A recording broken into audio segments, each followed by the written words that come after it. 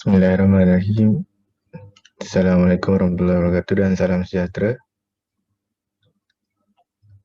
Pada hari ini saya akan membentangkan tentang kursus FCE 3804 pengalaman awal di sekolah, iaitu di SMK Bandar Tenggara. Saya Muhammad Zahim bin Abdul Malik, nombor matrik 203317. Pengenalan. Ini merupakan sejarah sekolah SMK Bandar Tenggara. Sekolah Menengah Kebahasaan Bandar Tenggara ini bermula beroperasi pada 4 Januari 1981 di bawah pengurusan Sekolah Menengah Sultan Alauddin Felda Bukit Besar. Pada tahun 1983, sekolah ini telah memulakan pentadbiran sendiri dengan nama Sekolah Menengah Rendah Bandar Tenggara dengan pengetua pertamanya Encik Ahmad bin Parman. Apabila Akta Pendidikan 1996 dikuatkuasakan, sekolah ini diberi nama sebagai Sekolah Menengah Kebangsaan Bandar Tenggara SMKBT. Pada 1 Januari 2007, Encik Zainal bin Osman yang pernah menjadi pengetua sekolah ini pada tahun 1992 telah kembali semula untuk mentadbir, mengurus dan memimpin warga sekolah ini. Beliau kembali dengan membawa visi sekolah unggul dan misi pendidikan yang berkualiti untuk melahirkan insan hebat yang dikagumi, disegani dan dihormati.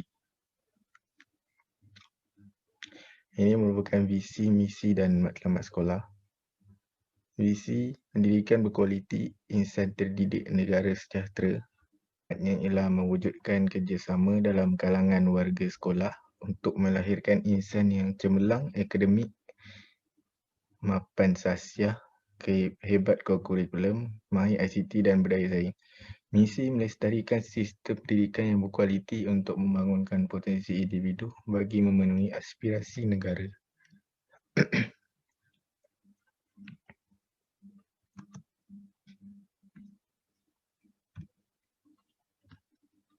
Ini merupakan persekitaran sekolah. Itu yang pertama ialah Dewan Sekolah. Yang ini ialah blok arus perdana, blok tingkatan 6. Sistem cap jari kehadiran. Pada bagi pengetahuan semua, SMK Bandar Tenggara telah menubuhkan satu teknologi kehadiran dengan menggunakan cap jari. Setiap pagi semasa pelajar masuk ke sekolah, hadir ke sekolah, mereka akan cap jari sebagai tanda mereka hadir ke sekolah. Kedua ialah taman herba dan sekali keris melambangkan bercu tanda.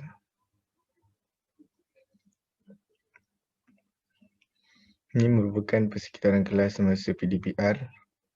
Kami, guru pembimbing saya menggunakan metod Telegram sebagai cara utama melakukan kelas PDPR di sekolah. Ini akan memberikan pemberian tugasan dan sesi pembelajaran dan tugasan yang disiapkan juga akan diberikan. Seterusnya ialah struktur organisasi. Pengetua sekolah SMKBT ialah Encik Muhammad Nur bin Badran. Penolong kanan pentadbiran Puan Aslina, Encik Muhammad Bakri. Penolong kanan haluan murid Encik Muhammad Rozi bin Ali. Kanan tingkatan 6 Encik Muhammad Bozi bin Kemin. Penolong kanan kurikulum Puan Hanim binti Hashim. Penolong kanan pendidikan khas Puan Hajar Khairani binti Hamdan. Guru kanan bahasa Puan Raudah Hanim binti Jurimi. Guru kanan sains dan mat Puan Muzam binti Mohdi. Guru kanan sains kemasyarakatan Cik Syamsul Ihtisam bin Musa. Guru kanan vocational teknik Cik Siti Anizan binti Samsuri. Ini budaya sekolah, iaitu yang pertama memberi salam sebelum mulakan kelas dalam talian. Mereka akan mengucapkan terima kasih kepada guru selepas kelas. Yang ketiga ialah budaya menepati masa. Yang keempat ialah amalan 3S, iaitu senyum, salam dan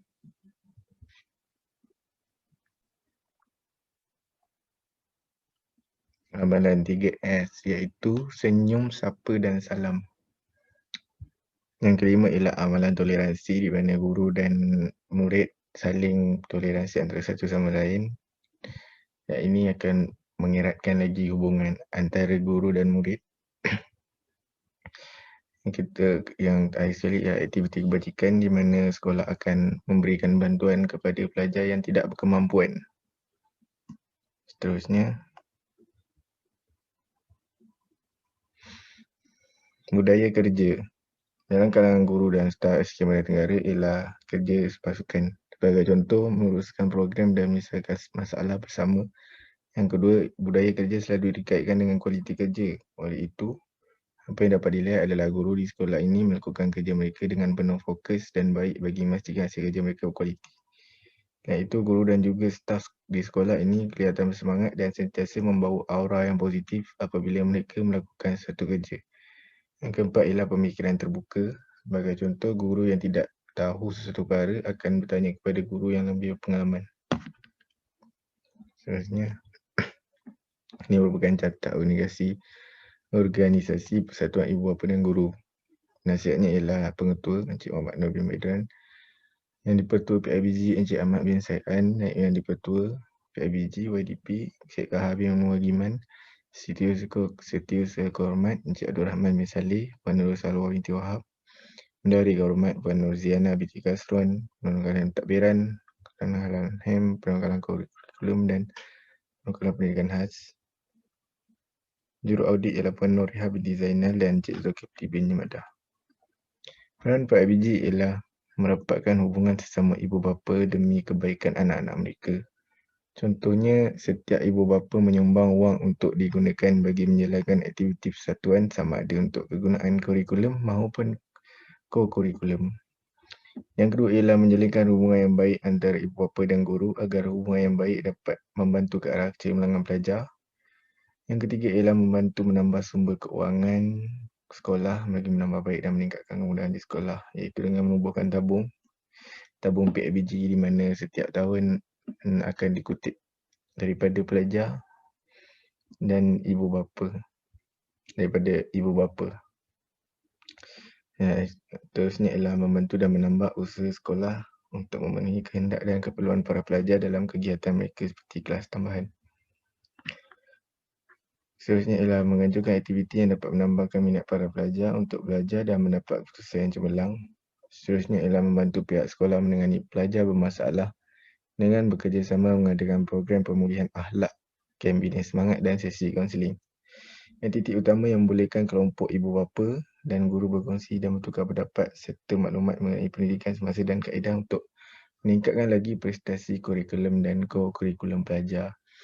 Daripada sini dapat dilihat bahawa PIBG ini merupakan satu organisasi yang penting untuk mewujudkan hubungan antara ibu bapa dan guru dan memberikan banyak idea dan pendapat serta bantuan untuk memberikan lebih banyak lagi input kepada pelajar dan sekolah dari segi bantuan, keuangan, kecemerlangan akademik dan sebagainya. Refleksi daripada persekitaran pengalaman dan pengurusan bilik darjah yang saya dapat ialah kekuatan ialah aktiviti yang dijalankan mencapai objektif pembelajaran. Yang kedua ialah kemudahan alat bantu mengajar, IBM dan bahan bantu mengajar digunakan semasa proses BBR. Rancangan pengajaran disediakan sebelum kelas bermula serta mengikut silibus yang disediakan. Kebat dilaksanakan dengan bertanyakan soalan jenis pendapat. Kelemahan ialah masa untuk menjalankan aktiviti tidak mencukupi kerana waktu PDPR itu tidak terlalu lama, sejam lebih. Dua ialah gangguan internet semasa proses PDPR mengganggu banyak aktiviti yang tidak dapat dijalankan kerana PDPR. Hal ini kerana apabila kelas dijalankan secara online, banyak aktiviti yang untuk dipraktikkan tidak dapat dijalankan kerana kelas dijalankan secara online. Seterusnya ialah refleksi terhadap aktiviti co-kurikulum. Kebaikannya ialah guru dapat mengembangkan kemahiran pelajar. Yang kedua ialah melakukan aktiviti dengan menunjukkan poster kepada pelajar. Yang ketiga ialah dapat melahirkan sikap pelajar saling tolong-menolong antara satu sama lain. Yang keempat ialah dapat menjadikan pelajar seorang yang aktif dan cergas. Walaupun di musim pandemik COVID ini, walaupun tidak dapat menjalankan aktiviti bersemuka co-curriculum, tetapi ia juga dapat apabila dijalankan secara online, dia tidak putus untuk memberikan pelajar-pelajar di rumah sentiasa aktif dan cergas apabila aktiviti co-curriculum ini dijalankan. Kelemahannya ialah melakukan aktiviti tanpa pemantauan guru. Hal ini memberikan kesan yang tidak berapa baik kerana pelajar tidak dapat untuk melakukan satu aktiviti kokok itu dengan cara yang betul. Tidak dapat banyak melakukan aktiviti semasa PDPR kerana jelas sekali kelas dalam talian ini sukar untuk menjalankan aktiviti kokok. Murid tidak menunjukkan minat dalam aktiviti kelab yang disertai. Itu antara yang kelemahannya. Dan actually ialah bilangan guru yang sedikit semasa PDPR. Refleksi budaya sekolah dan kerja.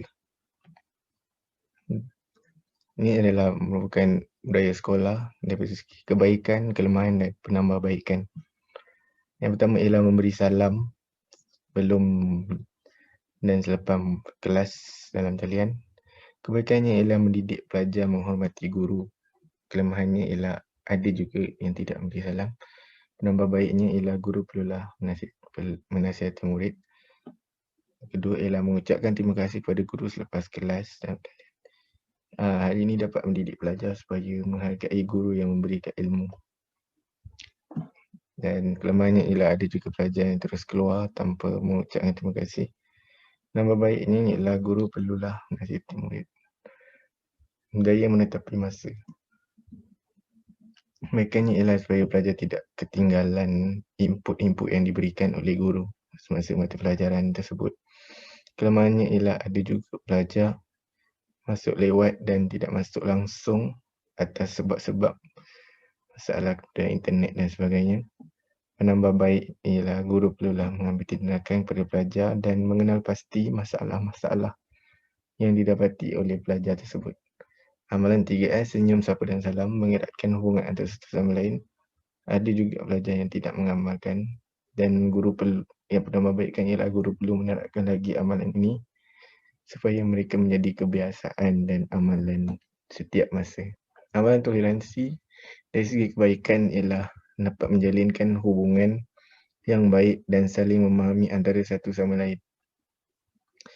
Hal ini penting kerana ia akan memberikan give and take. Ia akan memberikan kita dapat memahami lebih mendalam pelajar dan guru juga dapat hubungan dua hala yang baik antara murid dan pelajar. Jadi di sini guru akan memahami apa yang pelajar tidak faham dan murid juga akan memahami apa kehendak guru dan akan memberikan kerjasama yang baik antara satu sama lain. Ada juga pelajar yang tidak memberi kerjasama dan tidak berkomunikasi dengan baik di dalam kelas. Walaupun guru telah memberikan toleransi yang baik antara satu sama lain. Penambah baik ialah menarik minat pelajar untuk melibatkan diri dalam komunikasi dan berhubung di dalam kelas. Hal ini dapat membantu murid yang tidak faham dapat memahami satu perkara itu dengan lebih jelas. Aktiviti kebajikan kepada pelajar. Kebaikannya ialah dapat meringankan beban terutamanya dalam musim COVID ini. Kelemahannya ialah masa untuk pengedaran bantuan yang terhad dan juga sukar untuk berjumpa bersemuka. Dan penambah baiknya ialah membuat dan merancang jadual dan tugas-tugas. Budaya kerja yang pertama ialah kerja sepasukan. Kebaikan ialah mengeratkan hubungan dan dapat diselesaikan satu kerja dengan mudah. Yang kedua ialah melakukan kerja mereka dengan penuh fokus dan baik. Kebaikannya ialah boleh dijadikan contoh dan motivasi untuk diri sendiri. Budaya kerja kelihatan semangat dan sentiasa membawa aura positif. Kebaikannya ialah perjalanan sekolah akan lebih harmoni. Hal ini apabila sentiasa membawa aura positif, ia akan menjadikan persekitaran ceria dan tidak ada perbalahan antara satu sama lain. Lagi sekali ialah pemikiran terbuka oleh guru-guru. Kebaikannya ialah dapat sentiasa mempunyai idea yang bernas dan kreatif. Apabila setiap guru mempunyai pemikiran terbuka, mereka akan sentiasa berkongsi pendapat dan idea antara satu sama lain, dan ia akan membantu seseorang guru jika mempunyai masalah dan dapat diselesaikan secara bersama. Kesimpulannya ialah PALS ini, pendidikan awal di sekolah ini, pengalaman awal di sekolah ini memberikan banyak pengalaman dan pembelajaran yang banyak kepada saya. Antaranya ialah saya dapat merasai sendiri suasana pembelajaran antara guru dan murid. Kadang-kadang bukan senang untuk di sini saya dapat memerhatikan bukan senang untuk menjadi seorang guru. Terdapat pelbagai cabaran, halangan dan tugasan yang perlu dilakukan, dan pelbagai persiapan perlulah dilakukan sebelum memulakan kelas bersama murid-murid. Yang kedua ialah membantu untuk bersedia menyiapkan diri untuk menjadi seorang guru.